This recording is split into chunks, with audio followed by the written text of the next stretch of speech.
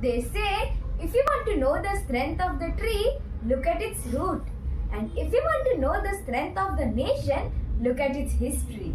And when I look at my nation, I see the brilliance of enshrined Bharat. Respected judges of rank, a very good morning. I am Mansi Malviya from St. Vincent Pallotti School, Rasaini, and I feel privileged to stand before you as you watch and listen to my thoughts on the brilliance of enshrined Bharat. In school, we often say, India is a developing country. But I feel like asking, have you ever seen our past? We were developed when the rest of the world was still learning to count. Today, I'm not just speaking. I'm carrying the voice of millions of ancestors who built a nation of wisdom, courage, and compassion. Let us go back, not in imagination, but in truth, to a time when world called us Sone ki Chidiya, the golden bird. But why? Because enshrined Bharat was not just a land, it was a living university, a library of inventions, and a spiritual lighthouse for the entire world. Let me take you there. Science and innovation. At a time when Europe was still in the darkness, Aryabhatta was writing a book on the rotation of Earth and inventing zero, an idea so small yet so powerful that it changed mathematics forever. Sushruta, the father of surgery, was performing a plastic surgeries and cataract operations 2600 years ago. Using tools so advanced, they are still respected in modern science. Our texts, like the Vedas, the Ayurvedas, the Upanishads, held the knowledge of atoms, solar systems, medicine, and even the speed of light.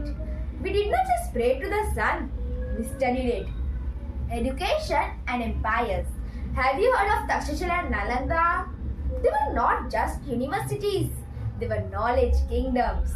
Thousands of students from Persia, Greece, China came here to learn. They learned science, astronomy, art, physics, and grammar, all under Guru Shishya Parampara, the bond of teacher and students. And what about our kings?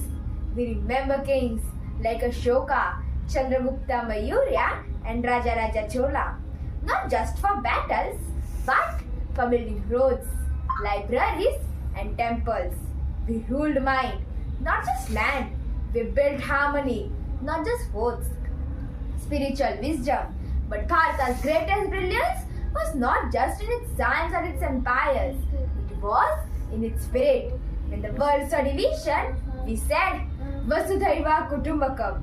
The whole world is one family. We gave birth to Gautam Buddha, who spread peace without a sword, to Mahavira, who showed compassion to even the smallest insect, to Adi Shankaracharya, who united our culture through philosophy, to Swami Vivekananda, who rode in Chicago. I am proud to belong to a religion which has taught the world both tolerance and universal acceptance. This is the Bharat I speak of. This is the Bharat we are born from. But why it still matters? Some say this is just history. But I ask, is honesty history? Is courage history? Is wisdom history? No, they are still alive in our culture, our values, and in you and in me. The brilliance of enshrined Bharat is not buried in textbooks. It's written in our heart. It shines in every Indian child who dares to dream big and who walks in the path of truth, learning, and love. So let us not only clap for ancestors, let us carry their dream forwards. Let us study like the scholars of Nalanda, lead like the kings of Bharat, and live with the wisdom of our sages.